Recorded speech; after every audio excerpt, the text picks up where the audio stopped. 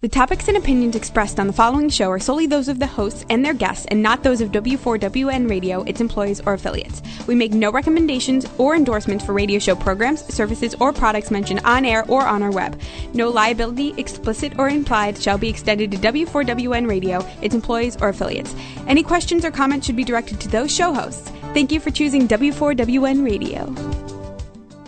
Welcome to the Fine to Fab Show with Lisa Lieberman-Wang, helping women reclaim their inner peace and power, going from feeling fine to being fab, fabulous, awesome, beautiful, serving to empower you to break through the barriers that weigh you down, to live an authentic life that is healthy, happy, and free.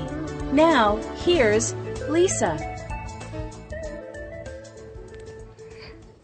Welcome. I'm Lisa Lieberman-Wang, your trusted guide on your journey from feeling fine to being fab. We're committed to helping women break through the barriers to live an even more authentic life that is healthy, happy, and free. I'm excited because we are more than just a radio show. We've become a whole movement. And if you'd like to become part of that community, you can just text the keyword FINE to FAB to 90210 and hit send. Follow me on Facebook, LinkedIn, and Twitter at Lisa Lieberman-Wang and visit our website at www.fine2fab.com. With so many prizes, gifts, and giveaways there, be sure to visit often. I want you to know that today's call will be introducing my guest shortly. We'll be able to call in and chat with Dr. Peter DeWitt by calling at 561-422-4365 or Skyping in at W4WN Radio. So let me tell you a little bit about my guest, and our topic today is bringing your sexy back and also why we have diseases. And I'm really privileged to be able to have Dr. Peter DeWitt with us because we had met just about a year ago, and he's an author of more than one book I'll share with you, incredible gentleman, and has a phenomenal story, but has been helping so many people over the years that I thought this would be something that can help serve us. So Dr. Peter, I'm going to just say Dr. Peter is a holistic medicine, integrative medicine, a homeopathy, family practice, chronic disease management is all the practices he does. He's unbelievable integrative medicine since 2000, author of Heal Thyself, Transform Your Life, Transform Your Health, and Bringing Back Sexy.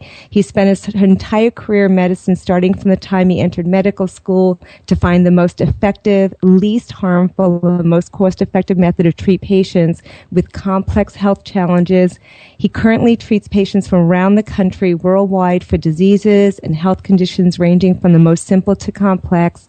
He approaches it more holistically, which means he focuses on the body, mind, and soul, and routinely addresses and assists in the treatments of patients' physical, emotional, social, mental, emotional, and spiritual issues as it's related to the overall health. It's determined that the root causes of illness in each patient that he sees, which is why it's accredited for what he's doing, is getting and is one of the reasons why he's been credited for the majority of his patients, especially those willing to make the commitment, have gotten incredible results. He's a co-host of a nationally syndicated radio show called Healthy, Wealthy, and Wise since 2004. Also, a radio program called the Quantum Healing Hour on Sirius XM 131 weekdays from 5 to 6 p.m. Eastern Standard Time. Also, you can find Dr. Peter, P-I-E-T-E-R, DeWitt live on Tagenet Internet Radio live 3 to 4 p.m. And all this information will be on the blog for Fine to Fab, so no worries if you didn't get it all. And I want to welcome you, Dr. Peter, to the show. So are you there? Yeah, I'm here, Lisa, and thank you so much for having me on your show. It's such an honor. You know, you're right. We met about a year ago, and you know, you really made a difference in my life. And in a few days, you know, that we worked closely together in a course, and so I was very impressed with your take on life, and you know, just about how you live your life and the difference that you're making. So it's an awesome privilege to be able to join you on your show. Well, thank you. I'm excited to have you here because when you gave me your book, it was so interesting how we talked to people. And I know one of the struggles you had from the very beginning was that you wanted to practice this kind of medicine for years and years, and it wasn't even accepted when you first got your degree. And your belief system was already there. So I'm going to let you tell a little bit about your backstory, and then we'll talk about some of the gifts you have and how we can help other people today. Well, my story goes back to childhood. I wanted to be a physician when I was 4 years old. I think didn't quite understand what it entailed, but I had a dream, a passion for it. My father was a chiropractor, and he was an amazing healer, and so much. He impressed me so much that I wanted to emulate him and do what he did. But he encouraged me to go into medicine, to actually get my MD degree. I had the ability to have more freedom to practice the kind of medicine that I wanted to practice. So I went to medical school in 1979, finished medical school in 85, and then shortly after came to America to study holistic medicine. Couldn't study it in South Africa. And really, there weren't any postgraduate courses here in the U.S. either, so I had to actually train with other physicians that were practicing the art.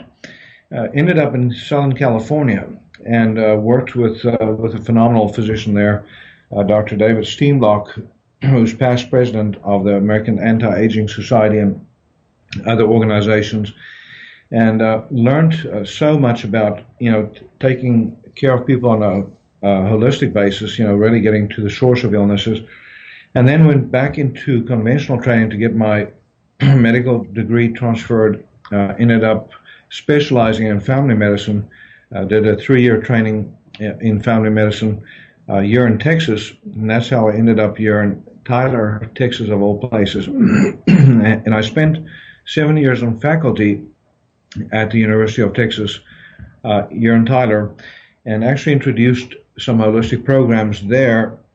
Started a new department called the Center for Nutrition and Preventive Medicine, and then subsequent to that went into private practice. Just eventually realized that if I really wanted to practice the way that I knew medicine could be practiced, that I would have to venture out into private practice and do it the way I wanted to. So I've spent the last 25 years studying holistic medicine, getting extracurricular training, you could say, in all the different modalities of holistic medicine. Finally got my my diploma in integrative medicine in 2000. So I've been board certified in holistic and integrative medicine as well as family medicine since then. So, my passion is to help people get to the source of their health challenges, knowing that it's not all physical. The physical model of medicine is very, narrow if you really want to understand why people get sick. So my journey has taken me through discovery on, some of the deeper causes, including emotional, mental conflicts that program for disease. In my 2 books, there's a lot of information on exactly that. My passion for writing, for lecturing, it really goes towards those root causes, helping people to understand why they got sick in the first place and how they can get their health back, and also how they can get their sexy back. They both sound good. You know what's interesting about that is that 25 years of education, and people don't realize that as we evolve and everything else, we're still looking for that quick fix, and everything dictates there's so many different answers to a solution. And I know you believe that there's just not a prescription, or that's not the answer for most of the challenges out there. So if we were to delve in, let's start by talking about how someone can learn to start addressing causes.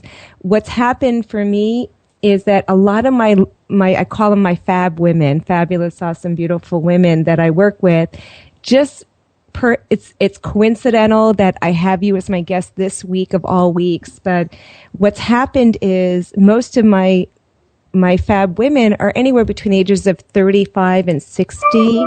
And it seems like over the time now, from all the stress they've incurred and all the things and the emotional challenges that they've carried for so many years, we're being stricken with challenges of cancer and brain tumors and, unbelievable stuff happening. And I think there's no coincidence that the emotional stuff that comes up or how things are happening and then having you is so perfect at this time.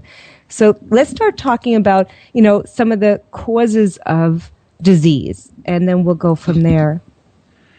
Well, and again, I'll start by just contrasting holistic medicine with conventional medicine. In conventional medicine, we're focused on symptoms and treating symptoms. And unfortunately, we really get stuck on these symptoms and them as diseases. So whether it's cancer or heart disease or chronic fatigue syndrome, you name it, every disease that we have a name for is really a complex of symptoms or a single symptom that we've put a name to. But what we don't understand in conventional medicine is that every symptom is actually the body's defense mechanisms in action. So in holistic medicine, when we look at causes, what are the causes of this disease? We can actually look at it at different levels. There's in Heal Thyself, I have a chapter called The 5 Levels of Healing. And the 5 levels of healing, basically, the bottom level is the physical level, and that's what we focus mostly on in conventional medicine. But the physical level is, it's biochemistry, it's blood work, it's diagnostics, like physical exams, and that kind of thing. We can ascertain a lot of information, but we're very limited in the insight that we can gain. We can go to the next level, which is the energy body. We can actually look at, the body as energy, and understand that, that in conventional medicine, for example, we do a lot of workups on that level, but not a lot of treatments. So when you do an MRI or a CAT scan or EKG or EEG, you're actually looking at the energy body, either the body electric or, the physical body through electromagnetic impulses or X-rays or whatever.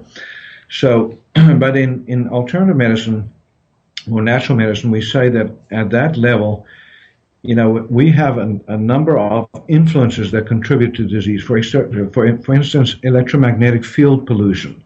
If you think about the tremendous amount of electromagnetic field pollution that we're exposed to these days, that's affecting us. If you think about what people do to themselves, for instance, when you have surgery and you have a scar on the body, that interrupts meridian flow. So in Chinese medicine, we talk about meridians and acupuncture points. So we know that when a meridian is disrupted, then the organs associated with that meridian or linked to it, are more prone to disease formation. When we talk about that level, we also know about things like geopathic fields. Sounds strange, but even the Earth's magnetic field has an influence on the body, and there's interference fields on the Earth's surface that, if you sleep on a ley line, for example, can have disruptive influences. Then we go to level 3. Level 3 is the emotional body or the the mental body. So we know that emotional traumas or physical traumas with the emotional component, have very strong programming effects on the body. So when we look at a disease, we know that there is a program associated with that disease. And I actually have a quote in the beginning of my book, Heal Thyself, that goes as follows: disease is the brain's best solution to keep the person alive as long as possible. Therefore, disease is a survival program. So, think about it. If we can reframe disease as a survival program, then we also can reframe it as a blessing. So when somebody gets, a really bad disease like cancer, for example, we tend to frame that person or ourselves, if it's us, as a victim, as a victim of a disease. But what we don't understand is that the brain actually orchestrated that disease for a reason and for a purpose. And that's the whole subject that comes up in recall healing. One of the modalities that I use with people in recalling those programs that underlie disease. And then we go deeper than that. We go into what's called the dream body or the intuitive body. So, when we talk about that, we're now looking at biogenealogy, the family tree. So, for instance, when you come into this world, you're attached to a lineage, of people. You're attached to their stories and their traumas. So, you don't come in, as an empty vessel. You come in fully programmed, even at the cellular level, with epigenetic programming that also, have a huge influence on what we get ill and what kind of illnesses we get. And then lastly, but not least, is the spirit body. So the soul and the spirit also, has, a hugely important influence on the body. And by the way, the higher up we go, the more profound the influences in terms of causing disease, but also the influences in terms of healing disease. So when we talk about miraculous healing, what we're really doing is we're tapping into those higher levels and allowing them to work on the physical vehicle itself, to clear up disease. So when we talk about spirit body, we know that spiritual destitution, has a huge impact on health. And yet, in the same token, when we are spiritually fulfilled, when we use prayer, when we use ritual, when we use meditation, that can have, and usually does have, a profoundly positive effect on health. Peter, how would you say it has that effect? Because I know that I've been preached that and been following for 20 years of having to have some form of quieting and presence and stillness and meditation. And that was one of the hardest things I had to learn because I didn't know how to sit still. So can you share with us, when you say it takes from the higher level, and you said miraculous healing, to hit the physical, is there any easy explanation for that? Well, it's basically, we're talking about the different levels of power. So, at the physical level, you only have the power of, for instance, the supplements you take or the medications that you take, and that influences the body only while you're doing it. So, if you exercise, that's fantastic. But it's only going to benefit you while you're doing it, or and for a short period after. If you stop doing it, you lose that effect. So, in the physical sphere, we tend to treat symptoms, not causes, because most of the causality behind illness has nothing to do with the physical field itself, the physical body itself. So, but when we work, for instance, on the energy body, think about modalities like acupuncture, modalities like energy massage or Reiki, for example. Some meditation also affects the energy body, by the way. So anytime we work on the energy body, homeopathy is another example. It's actually energy medicine. You're giving a remedy, putting a remedy into the body that's actually information. It's like putting information into the system. So you get more traction and you get more effect. And also more lasting effect. But when you go up to the next level, for instance, the mental body or the emotional body, any work any discovery that you do on the emotional mental level as to what the programs are behind your illnesses or the conflicts, or the traumas behind your illnesses, and you can bring those to consciousness and you can clear them. Not only are you influencing your health in that moment, but you're also influencing it for the longer term. And and so forth. So when you go to the intuitive body, for example, now we're dealing with biogenealogy. We're dealing with your family tree. We're dealing with what you came into this world with, in terms of, the family curses, the family traumas, the stuff that your family had to go through to survive, in order to survive, to bring forth bring you forth and your siblings and so forth. So when we work on some of the biogenealogical downloads, now you're not just talking about you as an individual, but you're also talking about impacting an entire chain of family members that you're linked to.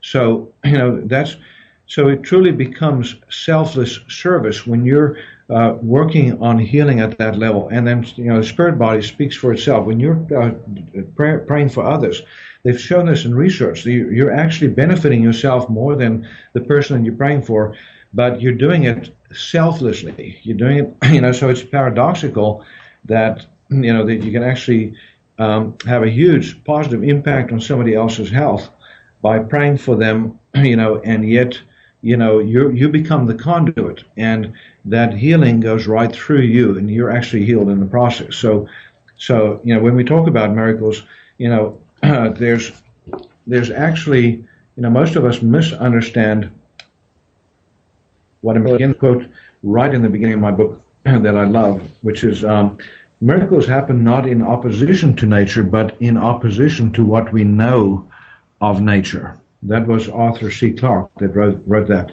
Another beautiful one is Albert Einstein's, and he said something about how to live our lives. There are only two ways to live your life. One is as though there are no miracles. The other is as though everything is a miracle. And when we say everything, that includes illness, that includes disease, that includes pain, and when we understand the message behind pain and the message behind disease, we can actually use that as, an impetus for spiritual growth, for emotional growth, for mental, expansion, of the mind as well. Does that make sense? Absolutely. I mean, it's incredible, just even the explanation of being a conduit. And I'm such a big proponent in putting out for prayer wishes that I never heard it like that. And it makes total sense. I mean, I think there's a lot of healing in it, but I didn't know the metaphysical reason or how or why or any other reason behind it. When you were talking about, we're gonna go back to something you had said before. I wanted to touch upon, and we'll even start here when you say we say it's either a blessing or we feel like a victim. Being a lot of my work ended up coming through women that were hurting themselves in some way, whether it be through food or other means, and using that as what I always say is the symptom, not the problem, but the symptom. Can we talk a little bit about how you would actually switch something of a disease to not be part of to be a blessing versus a victim? Yeah, basically, and again, I might go back to something that I wrote about in Heal Thyself, and it's a chapter named The Anatomy of an Illness. And basically in that chapter, what I do is I take the reader through, a prototypical disease, from beginning to end. In other words, how it comes into being, exactly what the body's trying to do, what the mind, is doing, and so forth. So, if we think about, every symptom again in the human body that comes forth. So I think I use the example of the nose in my book. If you think of the nose, every symptom that the nose can have, or they can experience related to your nose, that is pathological in nature, is a defense mechanism in action. So for instance, if you're exposed to, caustic elements in the air, chemicals, for example, the first thing that your nose does is it'll try to excrete that toxin to clear its surface. So if you think of that, for example, if the excretion mechanism is successful, your nose goes back to balance, and you have, a normal nose. But if it doesn't, if it's unable to contain that toxin, then it goes to the next level, the next symptom, and that is, sneezing and itching. So you get inflammation. So that's the next layer, or the next symptom layer. And there's actually a chart in Heal Thyself, too. It's about 4 pages of charts that shows you exactly the evolution of symptoms in each organ system in the human body. So when you look at the next level up, it's what we call, it's a swelling. So you might have congestion of the nose. So, at that point, we call it the deposition phase.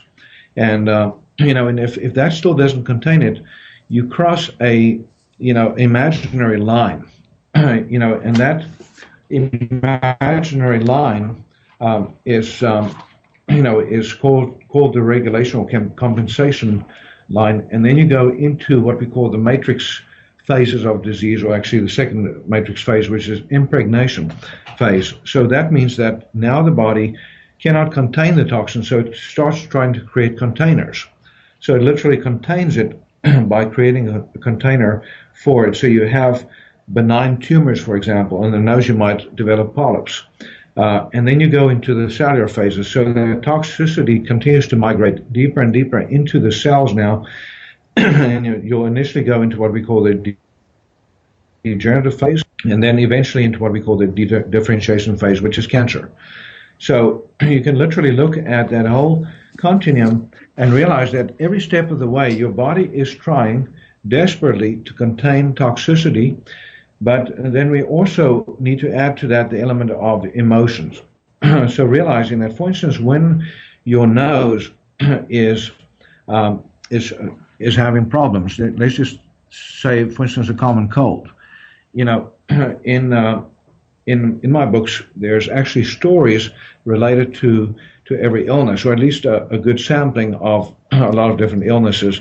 But if you think of a cold, for example, that's related to the emotion, which we could call, for instance, if you experience a conflict of separation related to something that stinks or something that smells to high heaven. So, for instance, a conflict between you and somebody dearly loved that you normally have a good relationship with, and there's a spat, and you have strong emotions in that relationship at that moment. The brain, if it's threatened with overwhelm, will literally switch it to the body part that is most congruent with the emotion, which in this case would be the nose. So during the conflict phase, during the conflict with that person, you do not experience any symptoms.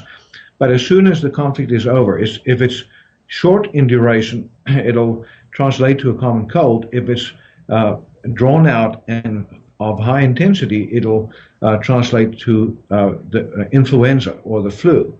And we always blame bugs. We blame viruses, for example, for those two diseases. But little do most people know that it actually has very little to do with the organism. It's actually the brain playing out the stress program literally in the tissues. And so the virus comes in as part of the cleanup crew at the end of the conflict to clean up things, and that's when you get the symptoms of the cold. So that's just one example. So think of an infection in that light. Now we're saying, the brain has protected me from overwhelm, from literally blowing out the brain circuitry by downloading it. So therefore, it's very easy to then see it as a blessing and to love your nose and to love your body and to thank it for literally saving your life in that moment. Because just think what biologically how important this is. We literally, if we didn't have that mechanism through the brain, we literally would blow out our brain circuitry, when we get severely stressed, instead of having it downloaded to a smaller part of the brain and the body itself. So it literally saves our lives every time that mechanism kicks in, and every time a disease is created in the body. You were absolutely brilliant. This is the first time, other than reading, I got through most of the book, not the whole thing. I won't profess to say that. To even hear it explained like this, it makes me want to finish it, and I need to get it done. And the fun part about what you said is that I love the fact that I'm dealing with a holistic doctor, and he really reconfirmed what you already said. I used to say I was sick or had allergies or whatever it is. I ended up, they wanted to do surgery, and I found this different doctor who didn't. And it had to do with my nose. And it turned out, he said, no, you're actually healthy. It's your body actually fighting it off. And everybody else was telling me I was sick. So, I mean, unbelievably brilliant. We're going to go to a commercial break. We will be back in just a couple of minutes, so stay with us. And if you'd like to be able to call in, you can Skype in at W4WN Radio and speak to Dr. Peter. And I know we're going to have a wealth of information. When we get back, we're going to talk about bringing sexy back. So join us in a moment. Thank you. If you've always wanted someone to connect with on your path to a happy, healthy you, I've got great news. In her #1 best-selling book, Fine to Fab, 7 Secrets of a Successful Woman's Journey Away from Depression, Disordered Eating, and Self-Sabotage, Lisa Lieberman-Wang shares how you can experience your breakthrough just as she did. Start living an authentic life without blame, shame, or years of therapy. Buy now at finetofab.com. Now that I have your attention, ladies, when you need help breaking through the barriers that weigh you down, turning to food is not going to help, and starving yourself along with ongoing feelings of helplessness and frustration will not help either. The cycle of self-sabotage, disordered eating, and stinkin' thinking has to stop, and there is no better way than with other smart, business-savvy women like you who are making the change with best-selling author, licensed master NLP practitioner, and trusted guide, Lisa Lieberman-Wang of Fine2Fab.com. Lisa will help you get that breakthrough you've been waiting for. Go to Fine2Fabshow.com right now for all the details of the life-changing 10-week transformational program and the special listeners promotion. It's time to turn your life from feeling fine to being fab. Fabulous. Awesome, beautiful. Go to Fine2Fabshow.com now. Feeling tired and achy? Frustrated with allergies? Stress causing you high blood pressure? If you're ready to feel better, have more energy, maintain healthy cholesterol levels, joint flexibility and circulation, looking to reduce inflammation, support healthy glucose levels and sinus relief, plus so much more, Isotonics OPC3 is a food supplement made from a combination of bilberry, grapeseed, red wine, and pine bark extracts, and citrus extract bioflavonoids, all found to be powerful antioxidants. Oligomeric proanthocyanins, OPCs, are bioflavonoids found in fruit, vegetables, and certain tree barks that provide exceptional nutritional benefits to the human body. Studies have shown OPCs to be up to 20 times more powerful than vitamin C and 50 times more powerful than vitamin E in neutralizing free radicals. Isotonics is delivered in an isotonic solution, which means that the body has less work to do in obtaining maximum absorption, as you can drink your vitamins. No pills, binders, or fillers. Buy now at www.amillionproducts.com. Isotonics OPC3. Welcome back. I'm here with Dr. Peter DeWitt, and this has been such an incredible conversation, learning so much about why disease happens and understanding the different levels of which we go through. And you'll be able to learn more in his book, Heal Thyself. But Peter, we're going to change the topic because I know you have another book that came out and it's getting rave reviews, Bringing Sexy Back. And that one goes closer to hitting home for me. Being my past ended up being 13 years of bulimia, disordered eating, compulsive overeating, and really using food as my substance or my symptom to my challenges emotionally. And fortunately, it's been 20 years of not doing that. You know, one of the things is there's so many people, it's epidemic today in everybody being on every diet, weight loss program, looking for the quick fix. And I know that you're so much about not another new fad diet and just about asking better questions. So why don't you share with us some of the strategies to reframe it so that we can help more people? Well, again, you know, when we take the approach that we just took on the nose, and we look at the fat tissues in the body, you know, the more empowering question that we should ask, and by the way, you know, we learn that the better questions we ask, the more empowered we are, and most people ask very weak questions, and very, very disempowering questions. So the best question to ask is, why is my body doing what it's doing? What is it trying to accomplish by fattening up in either just one area or the entire body?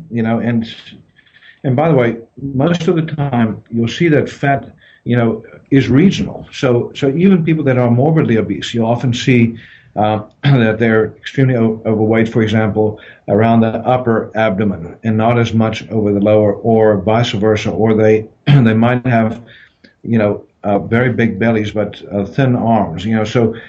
So again, in recall healing, we actually look at the story behind the disease, and we ask, what is it that the body is trying to accomplish? So sometimes, for example, just think about abandonment. A lot of us were abandoned as children, either actually abandoned, in other words, we lost our parents, or we symbolically lost our parents. So, for instance, when a mother does not want to breastfeed, or a mother decides not to breastfeed after 3 or 4 weeks because she's tired of it, there's a separation that is experienced by that baby from mother, and the brain programs abandonment. Now, if the mother has to go back to work because she desperately has to earn a living, and that does not program for abandonment, that programs for separation. So even an infant knows the difference between being abandoned and a separation from a mother that really wants to desperately be with our child but cannot be for whatever reason. So conflict of abandonment, what does the body do to counter that? It becomes bigger. It'll increase in size so that it's more noticeable. Think about nature. If you think about a black bear cub out in the woods, and it gets separated from his mother, and it suddenly realizes, oh my gosh, I'm alone. The first thing it'll do is it'll stand up on its hind legs, let's make itself as big as possible so that the mother can see it and the mother can come running to save it.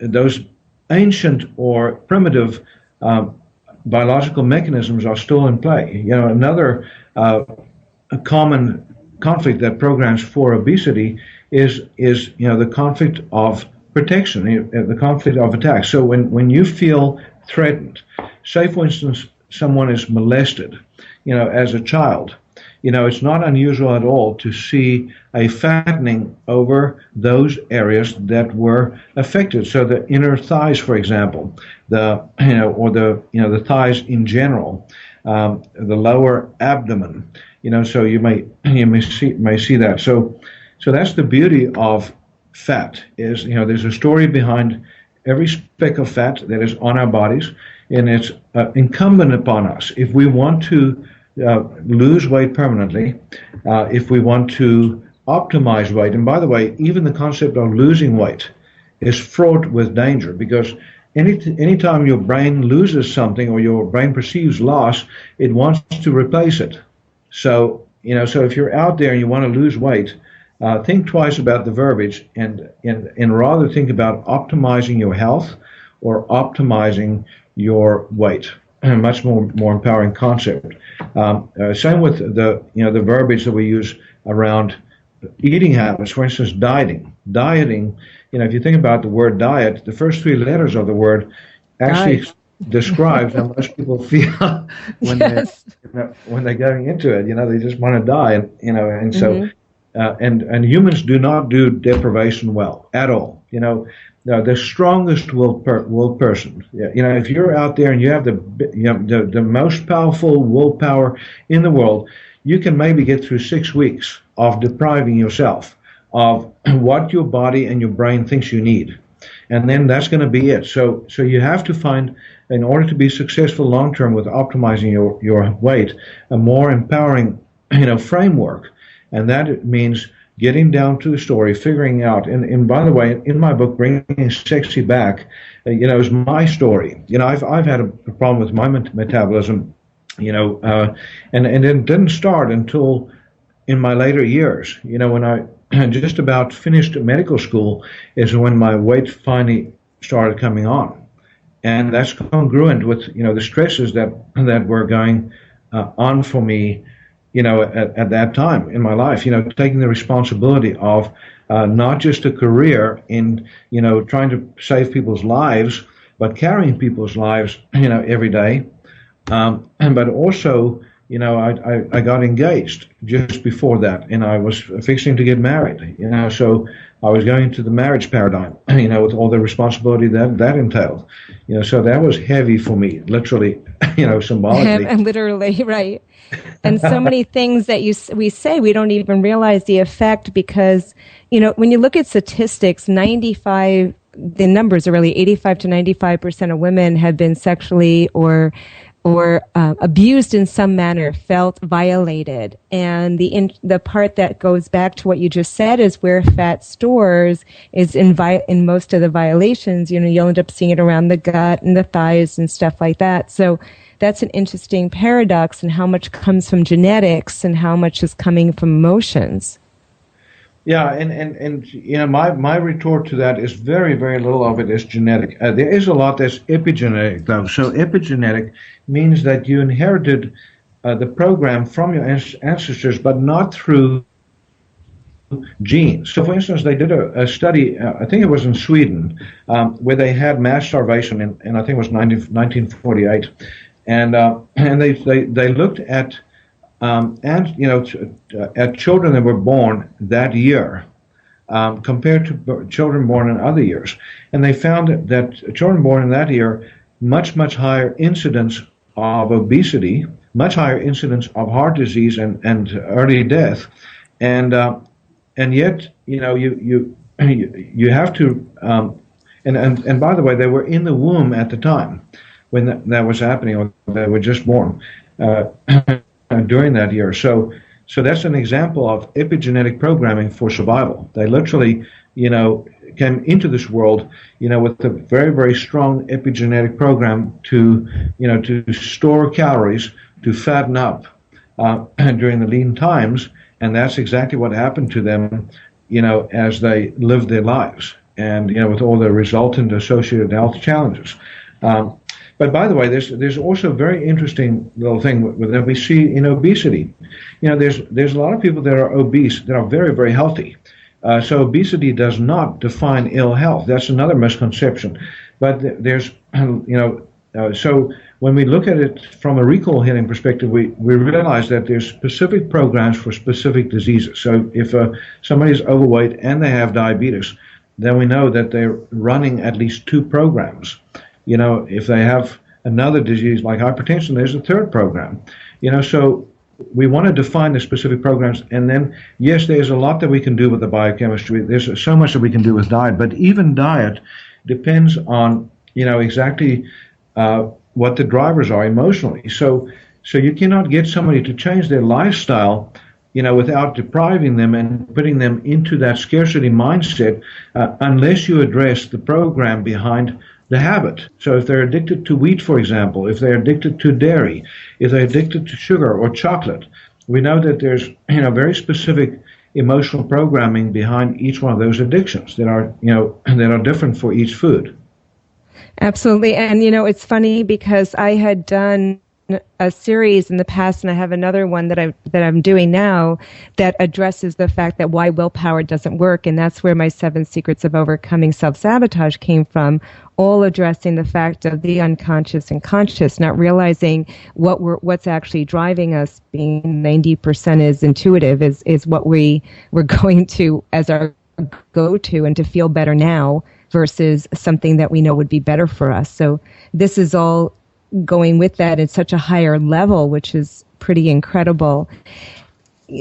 Peter, as I look at this stuff, there's so many things I want to I'm going to have you come back as a guest again because we're going to run out of time here. But tell me, if we were to give like 2 tips that people can take right now to bring back sex, to bring sexy back, why don't we have 2 tips so we can have that at least as a immediate takeaway? Well, the first tip I would say is and the whole premise of my book, Bringing Sexy Back, is the idea that if you want to change your body, if you want to transform the body you have into the body you want, then you have to learn to love yourself as you are before you can change, not after you change. You don't say, well, if I lose 10 pounds, then I can be lovable. And, so you have to you have to love yourself unconditionally before the 10 pounds are lost. And then the 10 pounds, getting the 10 pounds, getting 10 pounds lighter is essential, is easy. The second, suggestion that I have, a recommendation, is figure out what your program is. Get some knowledge on the programming behind obesity, and figure out which one, because in Bringing Sexy Back, I list 9 programs, and every one of us carry at least one of those 9 programs if we have a weight problem. And in my personal situation, I had 5 to deal with. I think it's 4 or 5 programs that I had to literally track down and deal with. And then, I would just add a third one real quickly, and that is find out what your optimal diet looks like. What is the optimal eating plan for you? Because that's going to also give you a lot more energy, a lot more vitality. It's going to make you feel great, and you're not going to go through deprivation if you eat based on what your body really needs. Those maybe. I did 3 instead of just 2. No, 3 is awesome. 3 is absolutely awesome. And before we end, because we have just 2 minutes, why don't you just tell them? I know you have a couple of websites where they can find you, and I want them to be able to get the information. Of course, I will share it on the Find to Fab blog so they can get your books. But give them your website addresses if you would, so they can continue their journey with you. Sure. It's you can go to QHIWellness.com, which stands for Quantum Healing Institute, QHIWellness.com. My shopping cart is ShopQHI, ShopQHI.com. The books are available there. You can read excerpts from them. There's also a book that I would suggest. My mentor, Dr. Gilbert Renault, one of the most important people in my life, he has a book called Recall Healing Pyramid of Health. Recall Healing Pyramid of Health. That's a third book that I might suggest, and that's just a encyclopedia of diseases and symptoms and exactly what they mean.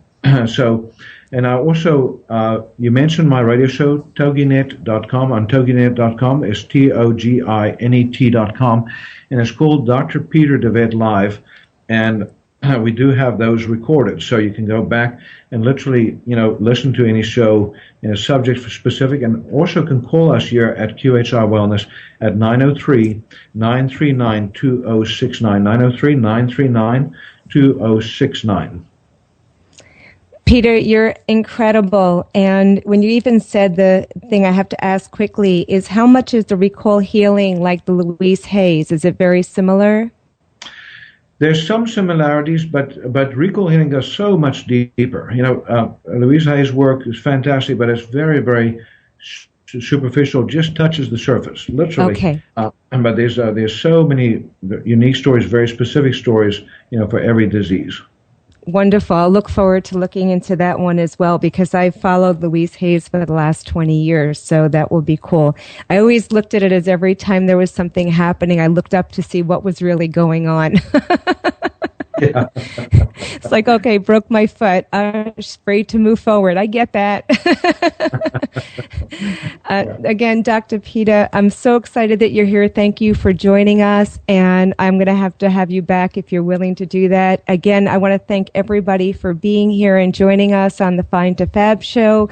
Join us every Wednesday, 3 p.m. Eastern Standard Time. Comment, tweet, Facebook, let us know you're there.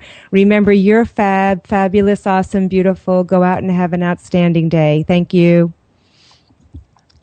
Thank you so much for having me. Bye-bye. Tell me if this sounds like you. You're a woman, you're successful but aren't quite comfortable with yourself. Perhaps you struggle with depression, eating disorders, or some form of self-sabotage. You've tried diets and programs, self-help, psychiatrists, even Overeaters Anonymous, and you're still looking for the answer. Well, get your answer today. Go to findtofabshow.com. That's FINETOFAB show.com.